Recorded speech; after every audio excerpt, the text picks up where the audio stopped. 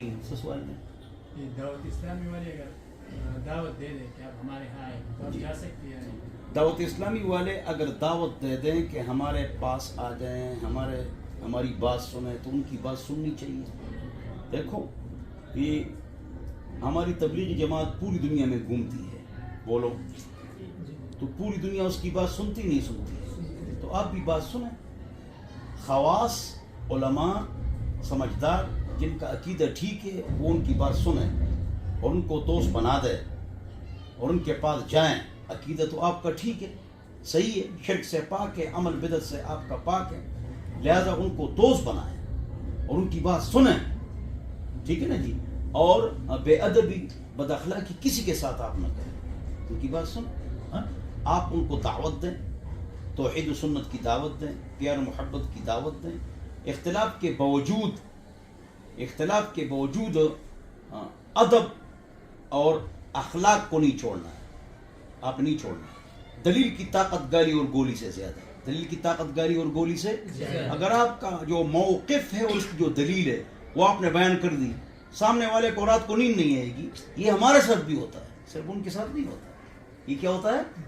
مثلا بعض اوقات جو مخالف دوست ہمارا ہوتا ہے، وہ کوئی مسئلہ بیان کرتا ہے، اس کی دلیل وہ بیان کر لیتا ہے، تو آپ حیران ہوں گے کہ ہم خود جب وہ دلیل بیان کر ہم پریشان ہو جاتے ہیں، پھر اس کی ہم اسٹڈی کرتے ہیں۔ کیا کرتے ہیں؟ اسٹڈی کرتے ہیں، تو پھر ہم مطمئن اچھا ٹھیک ہے، ہماری دلیل یہ ہے۔ دلیل کی طاقت گالی اور گولی سے زیادہ ہے، اور اخلاق کو آپ نے چھوڑا ہے۔ اختلاف میں آپ اخلاق کو نہ چھوڑیں، اور یہ بات ادھر نہ جاؤ، ادھر نہ جاؤ، ادھر نہ جاؤ، فلانی جگہ نہ جاؤ، یہ بات غلط ہے۔ بھائی سب کے پاس جانا چاہیے، سب سے محبت کرنا چاہیے، سب سے پیار کرنا چاہیے، سب کو کھانا کھلانا چاہیے۔ آپ کا جو موقف ہے توحید اور سنت والا اور صحیح عقیدہ، وہ پیار محبت سے آپ نے ان کو دعوت دینی ہے۔ ہاں، آپ دائی بنیں، مدعو نہ بنیں، ہاں، تو ان کی بات سنیں۔ جب سن لیں، اپنا موقف بھی ان کو پیار محبت سے سنائیں، لیکن کبھی بھی بد اخلاقی نہ کریں۔ اور اختلاف ختم نہیں ہو سکتا ہے، ولا یزالون مختلفین، ہمیشہ یہ لوگ آپس میں اختلاف کرتے رہیں گے، اختلاف ختم نہیں ہو سکتا ہے۔ اختلاف ہوگا، خلاف نہیں ہونا چاہیے۔ کیا نہیں ہونا چاہیے؟ خلاف، اہم مخالفت۔ تو الا من رحم ربک، جس پر آپ کا رب رحم فرمائے، تو اختلاف میں حدود سے نہیں نکلتا، حدود سے نہیں نکلتا۔ الا من رحم ولذلک خلقهم، اللہ فرماتا ہے میں نے لوگوں کو اختلاف ہی کے لیے پیدا کیا ہے۔ اختلاف امتی رحمہ، امت کا اختلاف رحمت ہے۔ سائنسدانوں کا اختلاف، فلکیات والوں کا اختلاف، اس سے نئے نئے شگوفے اور بہترین تحقیقات اس سے نکلتا ہے۔ ڈاکٹروں میں اختلاف ہے، ہر جگہ اختلاف ہے۔ اختلاف برائے خلاف، اختلاف برائے تنقید، اختلاف گالی گولی کے ساتھ، اختلاف بد اخلاقی کے، وہ برا ہے۔ آپ اختلاف رکھ سکتے ہیں، آپ سے اگر کوئی اختلاف رکھیں، آپ اس کو گالی نہ دیں، برا بھلا نہ کریں، اس کو سمجھانا ہے نا۔ یہ انجینئر مرزا صاحب ہے، مولانا مودودی صاحب ہیں، ڈاکٹر فرحت ہاشمی صاحبہ ہے، یا دیگر ایسے افراد ہیں جن سے آپ کو اختلاف ہے، آپ ان کو گالی نہ دیں، برا بلا نہ کہیں، ٹھیک ہے نا جی۔ اس لیے میں آپ کو یہاں ایک عجیب قصہ سناتا ہوں۔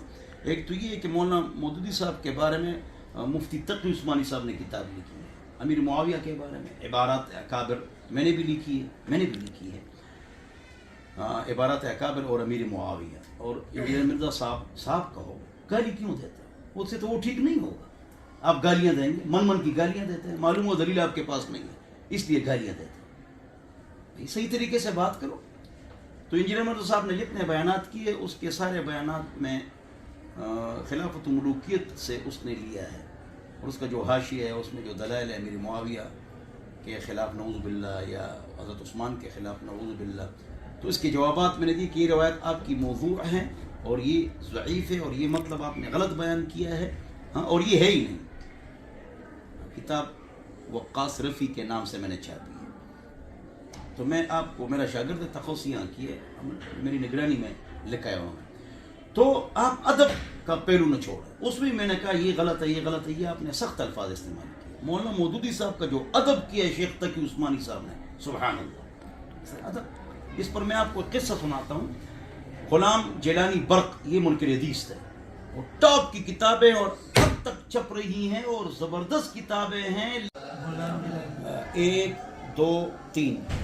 تو اس کے خلاف مولانا سرفراز خان صفدر صاحب نے کتاب لکھی اور ان کی باتوں کے جوابات دی، ایک قرآن دو قرآن. تو پھر جناب غلام گیلانی برق نے رجوع کیا، توبہ کیا اور ٹھیک ہو گئے. سبحان اللہ. کیا ہو گئے؟ ایک منکر حدیث ٹھیک ہو گئے، ٹھیک ہو گئے. اللہ نے اس کو ہدایت دے دی. پھر اس نے کتاب میں لکھا کہ میرے خلاف بہت لوگوں نے کتابیں لکھی ہیں اور ہو سکتا ہے اس کے دلائل، توجہ، ہو سکتا ہے اس کے دلائل سرفراز خان صفدر صاحب سے مضبوط ہے، لیکن میں اسے ٹھیک نہیں، انہوں نے مجھے گالیاں دی، مجھے بے عزت کیا.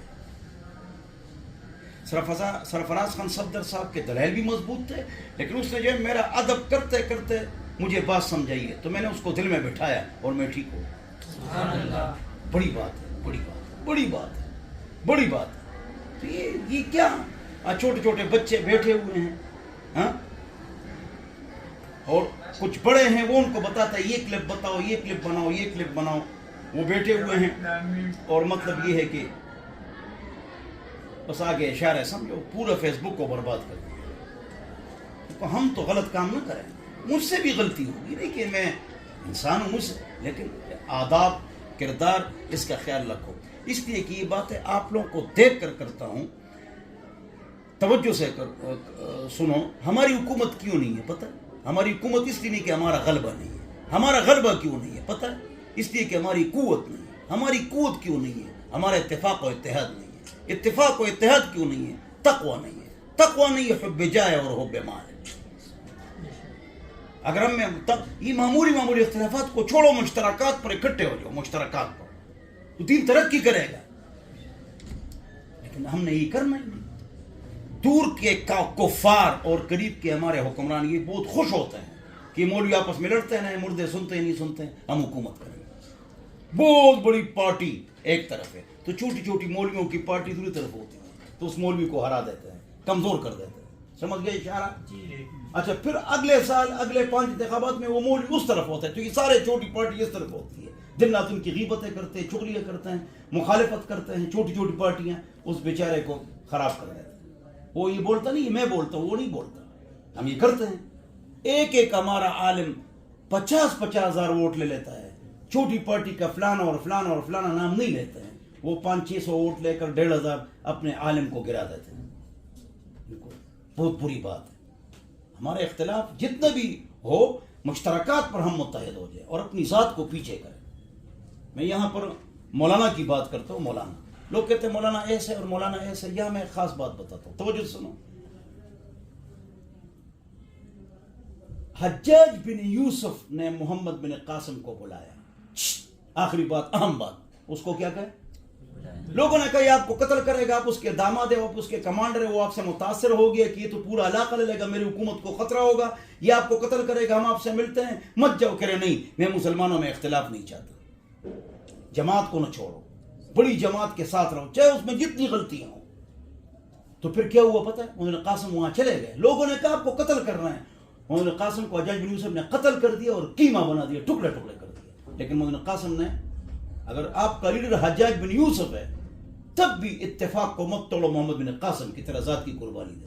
ایک قوم نکال لیتے ہیں، ہاں ایک قوم نکال لیتے ہیں، بس وہ پیچھے مولانا کے پیچھے لگ جاتا ہے.